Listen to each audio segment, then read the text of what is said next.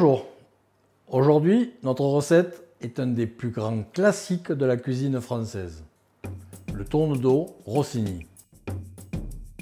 Les ingrédients de la recette, très simples, un bon filet de bœuf, de bonne naissance, français de préférence, une merveilleuse truffe Tuber melanosporum, une truffe noire, un bon foie gras de canard du sud-ouest, une tranche de pain de nos boulangers, un porto pour déglacer la sauce ou un très bon Pedro Ximénez, un peu de sel et du poivre.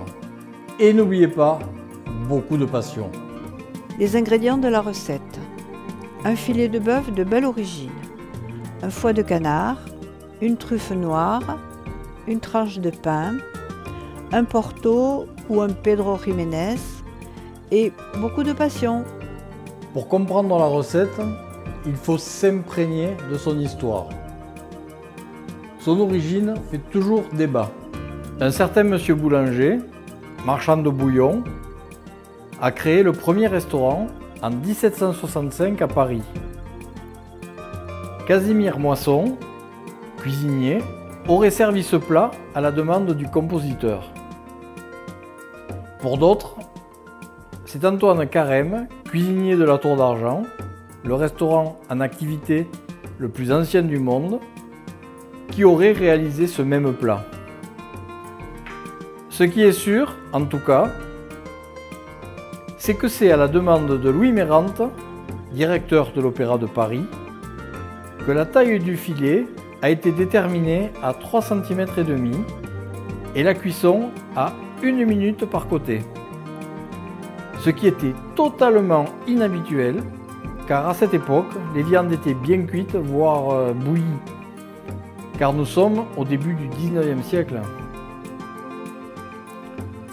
Le cuisinier était extrêmement gêné de servir ainsi, et Louis Mérante le mit à l'aise en lui disant « Servez-moi donc en me tournant le dos ».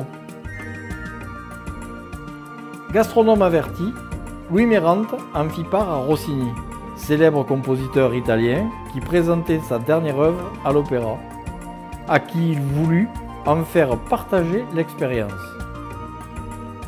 Ils déjeunèrent donc en tête-à-tête dès le lendemain en commandant la pièce de viande. Le tourne-dos était né. Gioacchino Rossini demanda de rajouter une escalope de foie gras de canard poêlé, de réduire le jus de cuisson avec du porto et une tombée de truffe. Le tourne-dos Rossini était né.